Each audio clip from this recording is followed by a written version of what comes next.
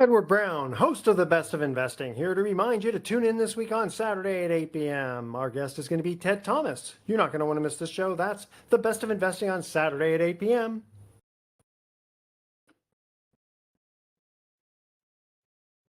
Welcome. You're listening to The Best of Investing. I'm your host, Edward Brown. Our phone number is 888-912-1190. Use that number to answer the trivia questions for a 5-pack tanning certificate given away during this show. That certificate's not sponsored by the radio station, but by Tan Bella Tanning Salon with 2 locations in San Francisco and 1 in Marin County. Today's trivia theme is miscellaneous trivia. We do have a special guest, Austin Zelan. From Cashflowpreneur. I like that, Cashflowpreneur. The episode of this show is called Passive Income Through Private Jets. We're going to have to ask Austin about that.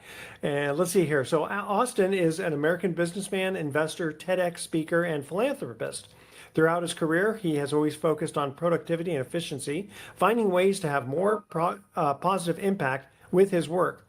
This has allowed him to simultaneously run multiple successful businesses, pursue his PhD, and serve on several executive boards. He has a passion to help others grow and achieve more. Austin currently coaches students from around the world to increase their impact while decreasing inefficiencies. This proven framework creates generational wealth for students and allows them to take back control of their time, and everybody needs that. This has allowed him to shape the investment space to become more efficient and more lucrative for investors. Austin, welcome to the Best of Investing. Thank you so much for having me. I'm excited to be here today. Thank you. Well, first of all, the episode, this one's called Passive Income Through Private Jets. Why don't you explain that before we get into the specific questions? Yeah, so there are a couple things throughout my career, and I've honestly tried just about everything. So I came from the corporate world, from Microsoft, doing some consulting for them, and then I went into the investment space. And quite honestly, I've tried just about anything I could get my hands on. And so there's a couple investments that really, really caught my attention and have been some of the best ones in my portfolio, and they create a whole lifestyle around them for my investment purposes. And so private jets is one of the biggest ones. Businesses as well, but private jets is one that I'd like to highlight for sure. The idea is that we're basically purchasing this jet and then we're chartering it through a charter company. So just like you'd buy maybe a car and rent it out on Turo, super simple, exactly the same thing we're doing here, except with private jets. And so obviously it's a bit of a different clientele that you're dealing with. There's not some teenager driving your car around doing donuts. It's like professional pilots who took years of training and probably a special certification for this specific jet. So it's a very different experience. So I got to think, from a capital standpoint, buying or leasing a jet is going to be very expensive. You've got fuel, you've got insurance, you've got wait time, you've got the airport fees, and you've got the pilot. So and they're chartered planes, so what do they hold, like 20 to 40 people? No, not that much. Usually they're very light jets, so like 8 people. Okay. 8 people. 7, 8 people, yeah. And so a jet like that, like realistically, you could charter it for maybe $4,000 or $5,000 per hour. So if you want like a ballpark estimate on how much it would cost you to get a private jet, you just kind of calculate airtime, and keep in mind they're slower than commercial planes sometimes, not all of them, but some of them. And then you calculate approximately $4,000 to $5,000 per hour, and that would cover all your jet fuel and then pilot costs and stuff like that. Okay.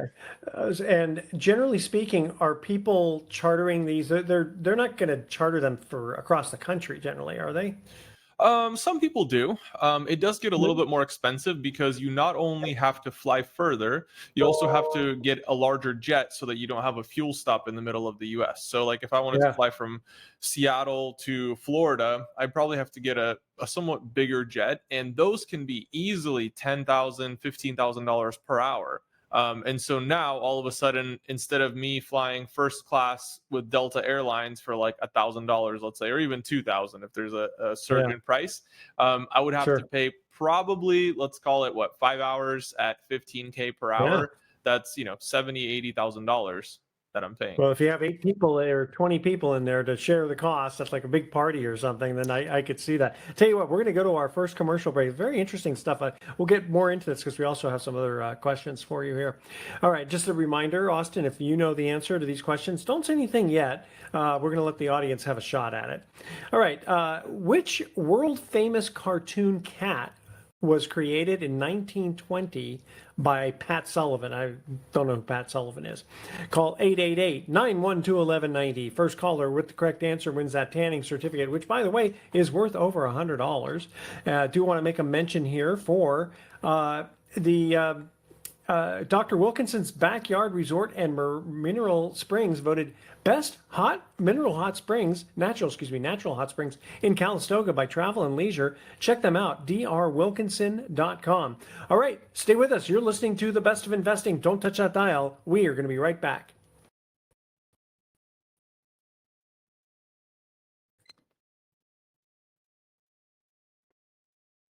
Welcome back to The Best of Investing. I'm Edward Brown, your host, along with my special guest, Austin Zelan. And our first trivia question, which world-famous cartoon cat was created in 1920 by Pat Sullivan? Any idea, Austin? Me? Oh, Tom from Tom and Jerry. Oh, that would have been a good guess. No, Felix the cat. Okay, gotcha. Felix. All right. So again, the title of this episode is "Passive Income Through Private Jets." Give us your background. Like, how did you get involved with private jets? Yeah, so coming from a corporate background, I knew what it was to work hard, to deliver professional results, to consult for a large company, and it really, really intrigued me. And that was always my dream job. I wanted to do that for a really, really long time. When I finally got that opportunity, I thought that I had reached my goals. I thought that this was finally it. I made it. And I was very, very excited to continue working my way up the corporate ladder. But I would say about a year or two in, I realized that this was very unfulfilling work. It was, for the most part, very similar every single day. I went to the office, I had my meetings, I did what I needed to do, and I went home. And it was just kind of this cycle that I got stuck in. And I just really knew that I wanted to do more with my life. And I think many people can relate to that. I wanted to have more impact with my life, and I just wasn't having that impact working for a corporation. So that put me into the world of investing. And long story short, now here I am with a portfolio of different investments like that. And primarily right now, it is stuff like jets and real estate and even businesses at this point. So now it's kind of become a lifestyle for me because I know I can amplify my impact and have a positive impact on the world around me by having passive income coming in from investments like this. Have you heard of a company called Wheels Up? Oh yeah, definitely. Oh, okay. Is that kind of along the lines of what you do? Yeah, With the exactly. But we're not necessarily the wheels up. So there's two sides of it. So I personally invest in these airplanes and we give them to a charter company that then charters them out. So the charter company would be Wheels Up competitor, but I've also invested into the charter company. So I'm a part owner there. So I have like both sides of it at this point. And how often do the planes sit idle? It depends on the plane. So if you're just buying planes and you don't really know what you're doing, you could run into that issue quite a bit. However, if you're strategic and you look at market information and market data that we're collecting, there are certain models that are just in super high demand. For example, you could have something like a Hawker 800 or a Hawker 900. Those are very, very commonly requested. And so the likelihood of your jet sitting there not doing anything is not very high, because that's exactly the size that people usually charter, and it can get them where they need to go. Well, when my daughter was in Southern California, she flew on a plane called JSX, which I wasn't familiar with, but the reason she took it was because it would go to Oakland, and she wanted to bring her dog with her. Yeah. And even though Southwest was inexpensive, when you added the fact of bringing the dog, you had to buy 2 seats. Versus on JSX, you only had to buy 1 seat. And so she said it's like there's hardly any security. It's like you just get right on the plane. Yeah, so JSX is semi-private. So it's kind of like it's a private jet that a bunch of people booked at the same time. And so it's kind of private, but not quite there yet. But yes, it is very convenient because you just go to the private terminal as opposed to the regular terminal. And it's literally Like you could park your car and be on the plane within 5 to 10 minutes, which is why That's what. people prefer private travel because you're saving Well, yeah, hours. especially what's going on now with, just as time goes on, it's just, going on a regular airplane has become more challenging, let's say that. Yeah. Do people go to a smaller airfield to go to your charter, or do they go to the regular big airports?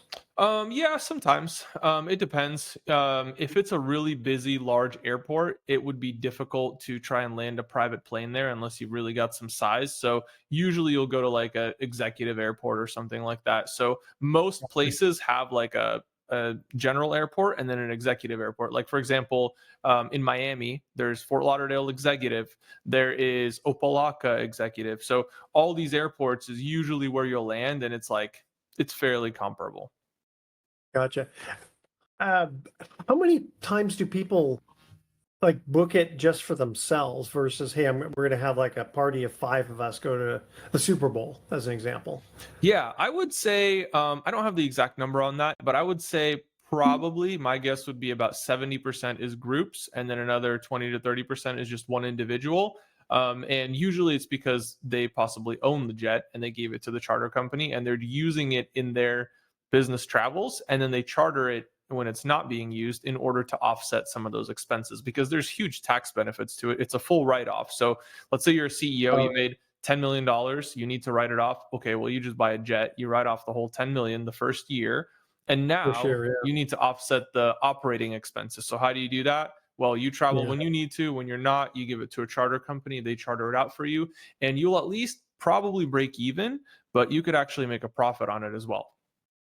Yeah, and when we come back, I do want to get into, what's the cost of the airplane. I mean, you said from a ticket holder, it costs. Does a ticket holder basically pay $5,000 an hour, or that's what the operating cost is? Yeah. So, well, it depends on the plane. So, like, we have planes right now that we could operate. Our cost would be maybe $3,500 an hour. So we Gotcha. would Okay, that charter that out at 4,500 maybe. gotcha. Okay. Second trivia question here. Who co-starred with Elizabeth Taylor in the movie Cleopatra? Call 888-912-1190. First caller with correct answer wins that tanning certificate, which is worth over $100. I do want to make a mention here for the Lum Hotel, which is just minutes from LAX. The Lum Hotel offers travelers a comfortable and convenient stay in an exciting neighborhood. Its prime location provides easy access to major attractions such as SoFi Stadium, Hollywood Park, and check them out at lumhotel.com. Stay with us. The best of investing. I'll be right back.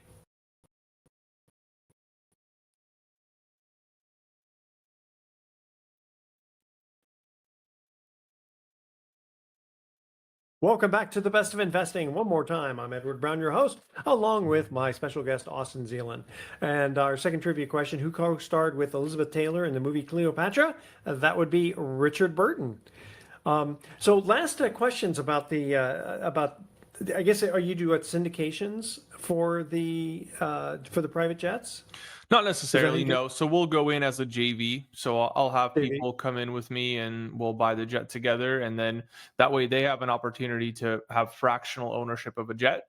And essentially it's getting chartered out. And when there's profits, they get distributed. So.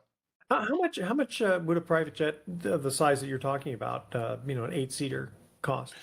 Again, kind of depends on the model. But Sure. the brand new, I would say they're like maybe 10 million or so. Like that's a pretty safe bet. However, we don't buy them brand new. So there's something really interesting that we discovered in this space is that these jets, they tend to depreciate, but only up till a certain point because market demand is so high below a certain level that whenever one of them dips below that level, it'll very Yeah, quickly get bought up. And makes sense. secondly, there are valuable parts on this plane. So even if you were just to part Yeah, it out, you could yeah, probably sell those parts for maybe 6 million or so. So it kind yeah. of settles around 4 or 5 million, somewhere in that range. And then it just bottoms out. The depreciation curve just pauses there and it Totally. stays at that level. And in some cases, it comes back up because now if that plane goes up in demand, all of a sudden that model becomes popular.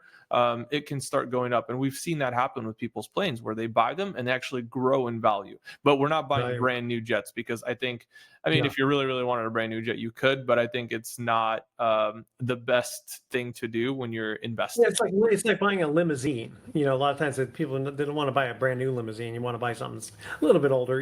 It's got some miles on it. How do people get a hold of you if they want more information about this?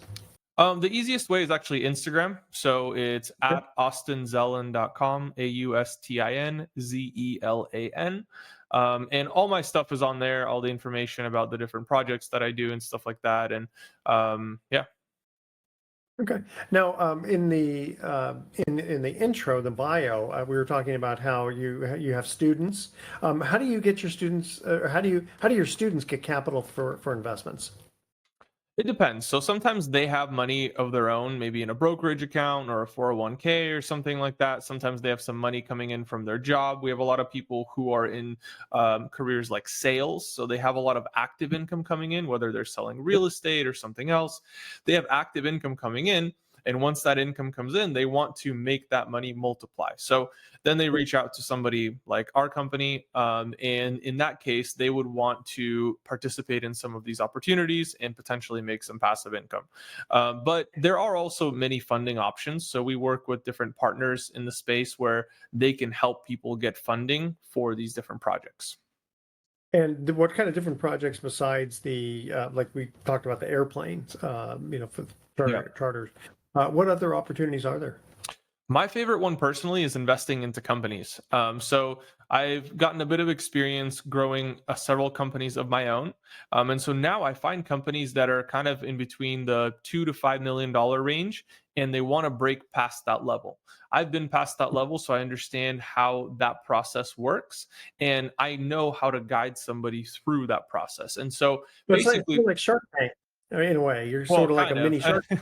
Yeah, yeah, yeah. And so I find people, first of all, there's a couple of criteria that I look for. So number one is somebody who's a very, very skillful operator.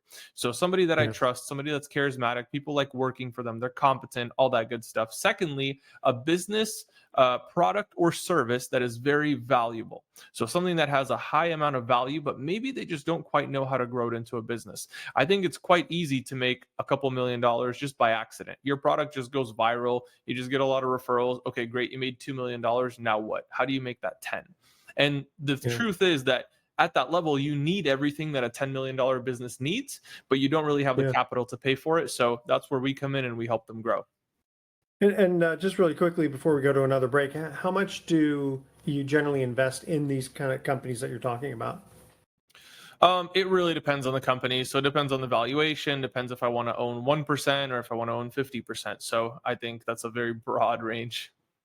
Okay. So it reminds me also of there was a TV show called The Prophet, and he kind of did the same thing. Rather than, it's sort of like Shark Tank, but same sort of thing where you're investing in companies and trying to help them grow. Actually, it's more like The Prophet, what you're doing than Shark Tank. Okay. So our third trivia question: what was Arnold Schwarzenegger's original nationality? And now he's, a citizen of the United States. But what was his original nationality? Call 888-912-1190. First caller with the correct answer wins that tanning certificate.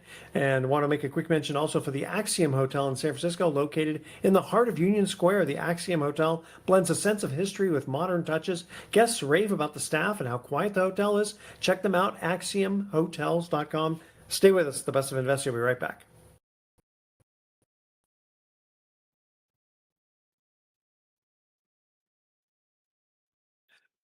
Welcome back to the Best of Investing. Edward Brown here, along with Austin Zelan. And our third trivia question: what was Arnold Schwarzenegger's original nationality? You I'd know that probably one? guess like Sweden. Austrian. He was Austria. Austrian. Yeah, you got from Close the enough. accent, yes. Pretty close, though. Yeah. Okay. Great. So Austin Zealand from Cashflowpreneur. That's a mouthful. I like that though. Yeah. How much capital do people need to start generally with? That's our question here is how much capital do they need to start? Yeah. In your various businesses. Definitely.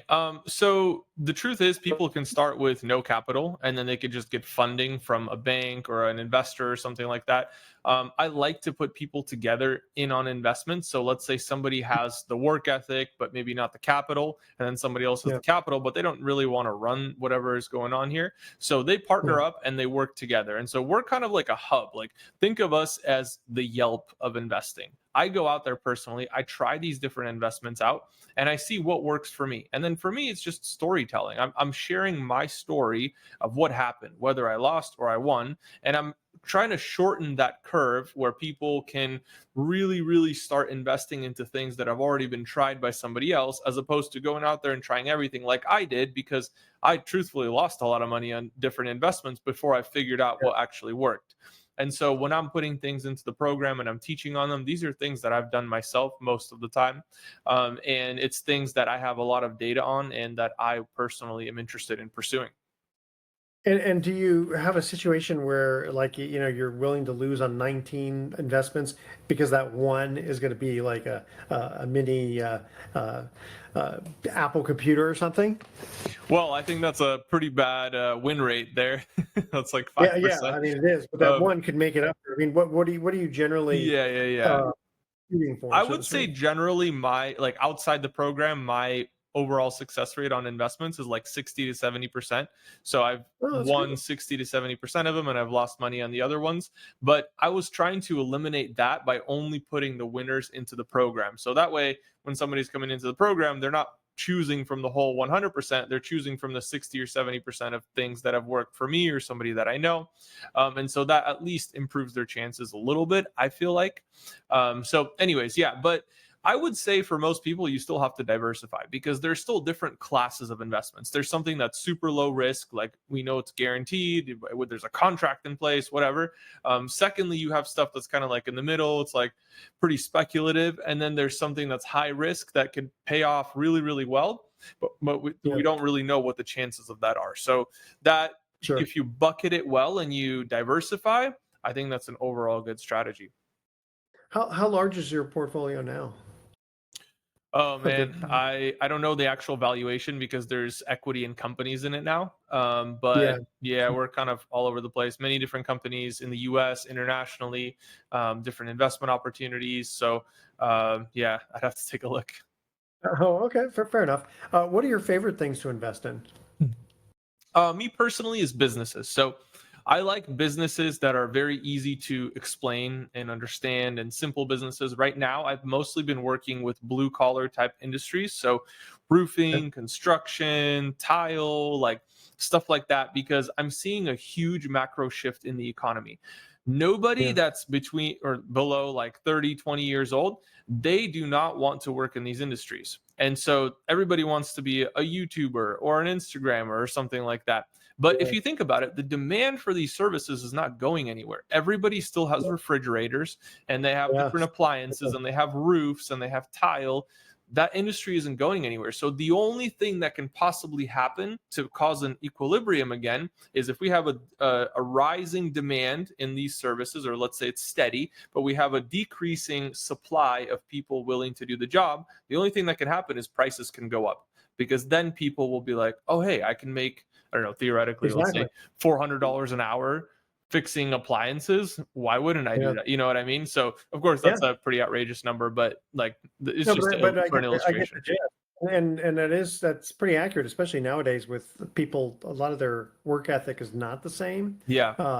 Things have been handed to them a little easier, and like you said, they don't want to do quote manual labor. Yeah. In the spades, and I've kind of looked at this and said, college isn't for everyone. I mean, I Yeah. happen to have a bachelor's and a master's, and it worked for me, but that's not for everyone. And college has gotten so expensive, you're almost Yeah. better off being an electrician or a plumber and making a Yeah. lot more money than, the average person who gets their PhD in something, right? I mean, Definitely. typically.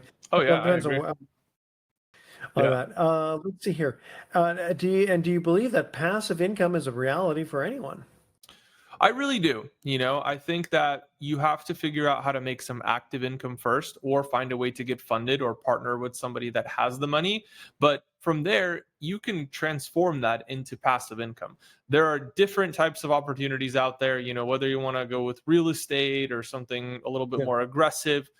You can go into those different industries and create passive income. It is a possibility. It is possible for anybody. But for everybody, I'd say it's a bit of a different path. And it's important to Sure. have somebody that you can follow down that path. Interesting. Yeah, when we come back, I'll explain a little bit about what's going on with Pacific Private Money, because that's a company I've been doing a lot of work with, and primarily we only do real estate. Yeah. So rather than and I know you can potentially make a lot of money in investing in businesses, and actually even owning real estate, you can do it. At Pacific Private Money, they're just the bank. So Yeah. they just lend the money. And so they're taking a little bit more conservative approach. And for that, the returns are less than potentially what you can make in, the stock market or investing in businesses. But they're paying anywhere from, and rates just dropped half a point from, Yeah. in the Fed. They haven't lowered their rates yet. So they're still paying over 7%. Hmm. And it's secured by the various real estate. So they have a fund. They have a few funds, but then also some people, they don't want to invest in a fund. They just want to invest in an individual deed of trust. Yeah. And there's pros and cons to both of those. So I kind of like to get into that a little bit when we come back. Again, Austin, how do people get a hold of you if they want to invest in these more interesting investments? Well, hey, the best way is going to be on Instagram. There's a lot of content on there. I'm always posting the different places that I'm speaking and teaching on all these different things. So it's at Austin Zelan, AustinZelan. Very good. All right, audience, stay with us. You're listening to the Best of Investing. Don't touch that dial. We're going to be right back with some closing comments.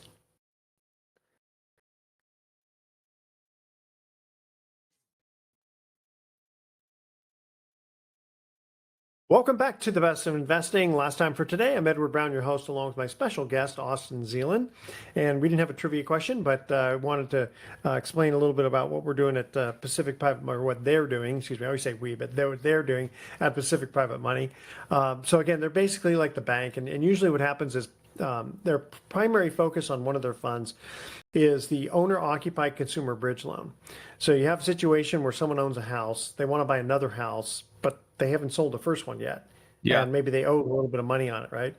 And depending upon their situation, either the bank won't lend it to them because they still have a mortgage on the old house, or speed. They want to make what looks like an all cash offer on the new house, but they don't have all the cash. So Pacific Private Money can come in with the rest of the cash. And they'll do it fairly conservatively, because they'll usually, what they do is called cross collateralization. There'll be a first mortgage on the new house, and they'll cross on the old house of being either a first or a second mortgage. And it's a very, very conservative way to invest. It's funny because you don't really invest, you're a lender. So it's from that end of it, unless you invest in the fund. And Yeah. if investing in the fund means that's kind of it's almost like a mutual fund of real estate loans, or you can invest in individual deeds of trust. And again, they're paying anywhere from 7% up to over 10%. And there's pros and cons to being in a fund versus an individual deed of trust. So in the fund, the benefit is it's diversified, and it's going to be generally more liquid because there's loans that are constantly going in and out of the fund, versus if you invest individually in a single loan that's, let's say, 3 years, you for the most part can't get out of it until that borrower pays off.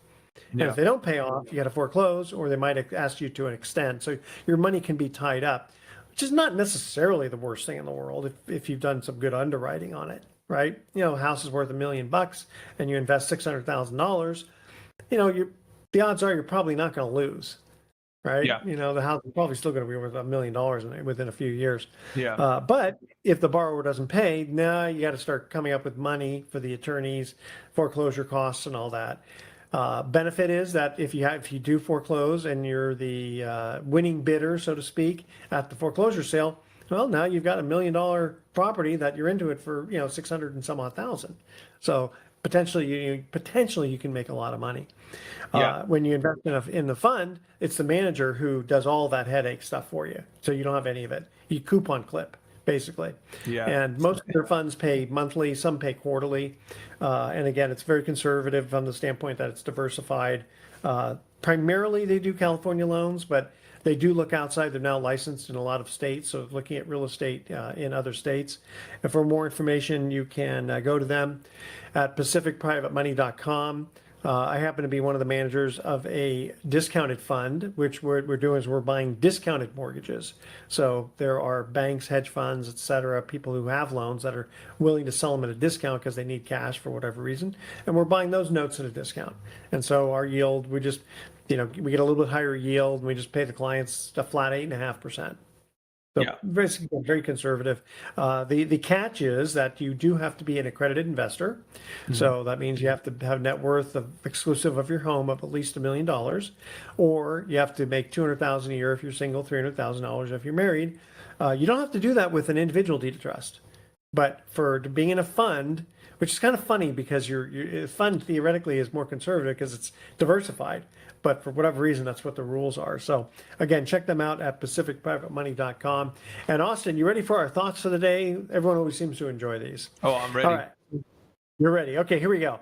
So there was a king who was only 12 inches tall, and he was a terrible king, but he made a great ruler. Okay. And there we go. Okay, I love it. I like that one. Okay. And I was disappointed in the universal remote control that I bought. Turns out it doesn't control the universe, not even remotely.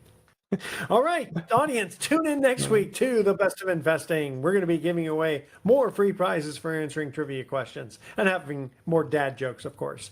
Thanks for listening. On behalf of our team, I'm your host, Edward Brown. We'll see you next week. So long.